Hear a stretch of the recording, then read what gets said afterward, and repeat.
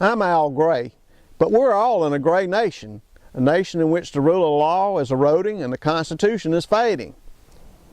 In this morning's Point Blank segment, we'll be shooting point blank at the proposed new Atlanta Falcon Stadium in Atlanta, Georgia. This new stadium will be built to replace the Georgia Dome, which is owned and operated by the Georgia World Congress Center. Now, the World Congress Center folks are in an awfully big hurry to do what looks to be a bad deal for the people of Georgia and Atlanta.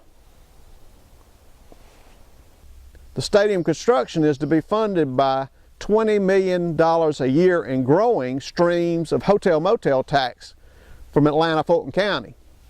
Under the proposed deal, the Georgia World Congress Center, who owns the current Georgia Dome and manages it, will demolish the dome and replace it with a retractable roof stadium under a 35-year lease to the Atlanta Falcons organization.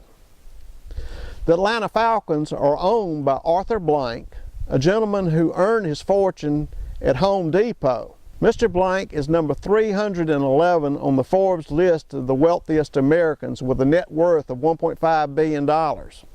Arthur Blank owns 90% of the Atlanta Falcons football team, so this transaction should increase his net worth considerably. With all of the cost overruns that are likely to happen, this stadium will equal or exceed Mr. Blank's net worth.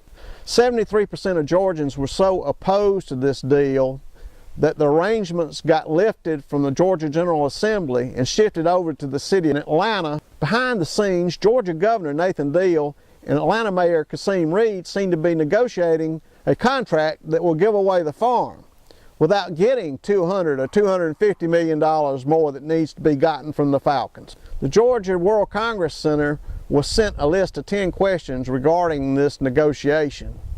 They wrote back and said, hey, this deal is so fluid and it's being transferred over from the state over to the city of Atlanta, we'll just let you know when it's done. Imagine that. Now, I'm paraphrasing here, but the consultants even put in their report,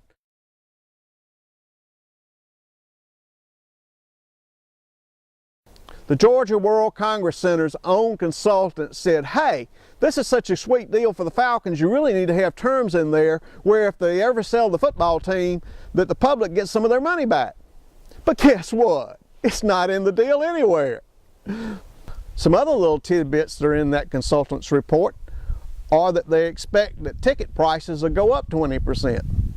And concession prices will go up 44% from like $12.15 per seat throughout the entire stadium now to about $18.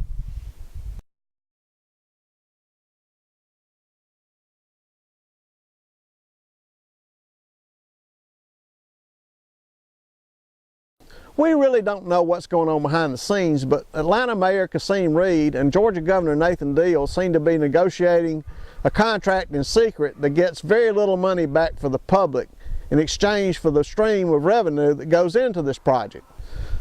Don't we all wish we had buddies like Kasim Reed and Nathan Deal who are trying to rush this job through?